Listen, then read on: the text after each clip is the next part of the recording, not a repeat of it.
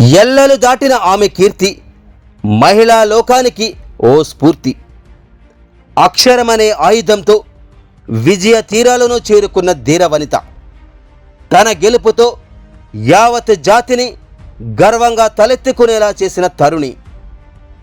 సామాన్య స్థాయి నుంచి అసామాన్య స్థాయికి ఆమె ఎదిగిన తీరు ప్రతి ఒక్కరికి ఆదర్శప్రాయం. ఆమె మార్గం అతివా లోకానికే ఆచరణీయం. స్వయం సహాయక సంఘాల మహిళాభ్యున్నతికి చేసిన కృషి, మహిళా సాధికారతకు అనుక్షణం పరితపించిన ఋషి. స్త్రీ అభ్యున్నతితోనే సమాజ ప్రగతి సాధ్యమని అందుకు తన జీవితాన్నే ఉదాహరణగా చూపిన మనసున్న గొప్ప మనిషి.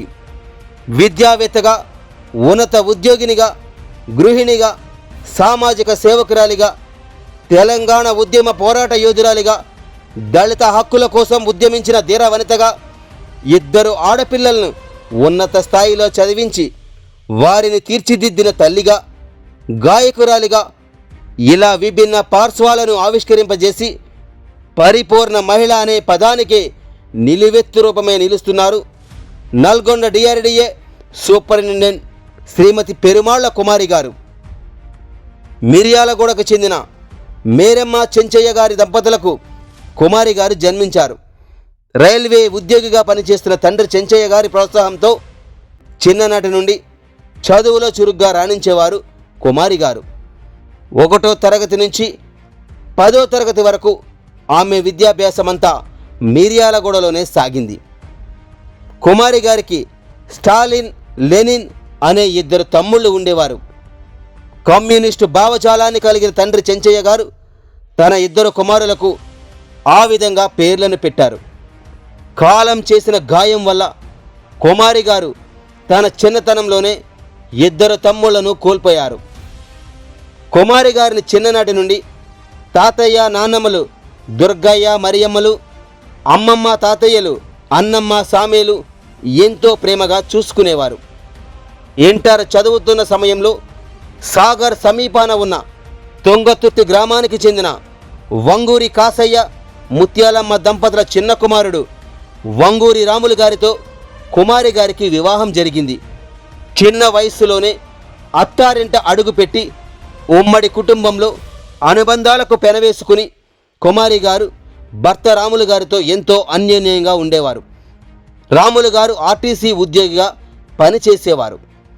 మిర్యాలగూడలో ఇంటర్ 2వ సంవత్సరం చదువుతున్న సమయంలో పండంటి ఆడబిడ్డకు జన్మనిచ్చి పసిబిడ్డను చూసుకుంటూనే డిగ్రీ విద్యలోకి ప్రవేశించారు. డిగ్రీ 2వ సంవత్సరంలో మరో ఆడబిడ్డ పుట్టడంతో చదువుకు బ్రేక్ పడింది.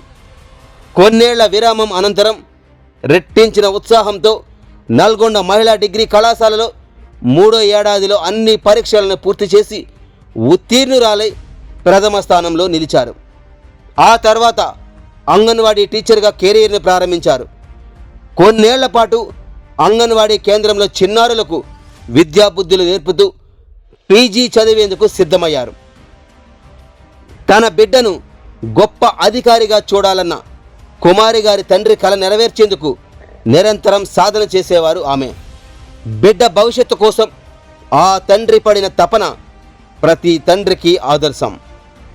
పీజీ చదవాలన్న పట్టుదలతో తండ్రి సహకారంతో హైదరాబాద్ ఉస్మానియా యూనివర్సిటీలో చేరి ఎంఏ పొలిటికల్ సైన్స్ పూర్తి చేశారు.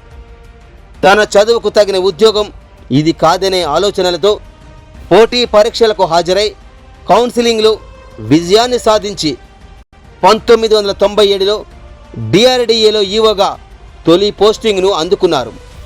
తన హార్డ్ వర్క్తో అందరి మన్ననలు పొంది గ్రామ స్థాయి నుంచి జిల్లా స్థాయికి పదోన్నతులు సాధించారు. 2008లో డిపిఎంగా పదోన్నతి పొందారు. 2011, 2015 3 కౌన్సిలింగ్లలో వరుసగా డిపిఎంగా సుదీర్ఘకాలం సేవలందించారు. సుమారు 10 ఏళ్ల పాటు ఉత్తమ సేవలు అందించి ఉన్నతాధికారుల ప్రశంసలు అందుకున్నారు. ఆ క్రమంలో అనంతపురం శ్రీకృష్ణదేవరాయల యూనివర్సిటీ నుంచి రూరల్ డెవలప్మెంట్ విభాగంలో పీజీ పట్టా పొందారు. 2018లో జిల్లాల పునర్విభజనలో భాగంగా సూర్యాపేట జిల్లా డిఆర్డీఏ సెర్ఫ్ ఏపీఓగా బాధ్యతలు చేపట్టారు. ప్రస్తుతం నల్గొండ డిఆర్డీఏ సూపరింటెండెంట్గా శ్రీమతి పెరుమాళ్ల కుమారి గారు సేవలందిస్తున్నారు. డిఆర్డీఏలో స్టేట్ ఎంప్లాయీస్ యూనియన్లో స్టేట్ సెక్రటరీగా మరియు ఎస్సీ వెల్ఫేర్ అసోసియేషన్ ఉమ్మడి నల్గొండ జిల్లా మహిళా అధ్యక్షురాలిగా ప్రస్తుతం కొనసాగుతున్నారు. తాను ఏ పదవిలో ఉన్నా మహిళల సంక్షేమానికి, ఆర్థిక స్వావలంబనకు చేసిన కృషి అనిర్వచనీయం. విధి నిర్వహణలో అంకితభావం, నీతి నిజాయితీలతో పాటు నిబద్ధతగా పనిచేస్తూ మంత్రులు, ఎంపీలు, ఎమ్మెల్యేలతో పాటు ఉన్నతాధికారుల నుంచి ఉత్తమ అధికారిగా పలు ప్రశంసలు, పురస్కారాలను సైతం ఆమె అందుకున్నారు. 2017లో రవీంద్ర భారతి వేదికపై అప్పటి మంత్రి ఈటెల రాజేందర్ తదితర ప్రముఖుల చేతుల మీదుగా కుమారి గారు దళిత రత్న పురస్కారాన్ని అందుకున్నారు. ఆమె సేవలకు గుర్తింపుగా మనం ఫౌండేషన్, మదర్ తెరీసా సేవా సమితి వంటి అనేక పలు స్వచ్ఛంద సేవా సంస్థల నుండి Nandi award, Sevaratna award, Savitribai Phule national excellence award, RS Praveen Kumar గారి చేతుల మీదుగా స్వారో అవార్డులను అందుకున్నారు. 30 ఏళ్ల నుండి దళిత ఉద్యమంలో మందకృష్ణ మాదిగ గారి సారథ్యంలో ఎన్నో కార్యక్రమాలలో చురుకైన పాత్ర పోషించారు. దళిత హక్కుల కోసం మంత్రులు, ఎమ్మెల్యేలు, ఎంపీలు, కలెక్టర్లు, కమిషనర్లు ఇలా అనేక మందికి వినతి పత్రాలను అందించడం, దళితులకు సంబంధించిన అనేక అంశాలను వారి దృష్టికి తీసుకువెళ్లడంలో ముఖ్య భూమిక పోషించారు. కుమారి గారి సేవలను గుర్తించిన దళిత సంఘాలు పలు అవార్డులను అందించి ఘనంగా సత్కరించాయి. అనేక సంస్థల వేడుకల్లో ముఖ్య అతిథిగా హాజరైన కుమారి గారు వారి గౌరవాన్ని స్వీకరించారు.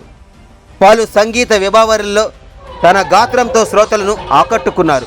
తెలంగాణ ఉద్యమ పోరాటంలో పాల్గొని తనదైన శైలిలో స్వరాష్ట్ర సాధనకు పనిచేశారు. పోరాటంలో పాల్గొన్న అనేక మంది యువతకు తన సొంత ఖర్చుతో భోజన ఏర్పాట్లను చేసి అన్నపూర్ణగా ఖ్యాతిగాంచారు. కరోనా సమయంలో పేదలకు అన్నదానాలు, వస్త్రదానాలను చేశారు. చనిపోయిన వారి అంత్యక్రియలకు ఆర్థిక సహాయాలను అందించారు. తండ్రి చూపిన బాటలో నడుస్తూ కుటుంబ సభ్యుల ప్రోత్సాహంతో ముందుకు సాగుతూ అటు ఉద్యోగ రంగాన, ఇటు కుటుంబ బంధాన సమతూకాన్ని పాటించి అందరితో శభాష్ అనిపించుకున్నారు. కుమారి గారు, రాములు గారి దంపతులకు 2 కుమార్తెలు జ్యోత్స్న, స్వప్న ఉన్నారు. 2 కుమార్తెలను ఉపాధ్యాయులుగా తీర్చిదిద్ది వారికి ఘనంగా వివాహాలు జరిపించారు.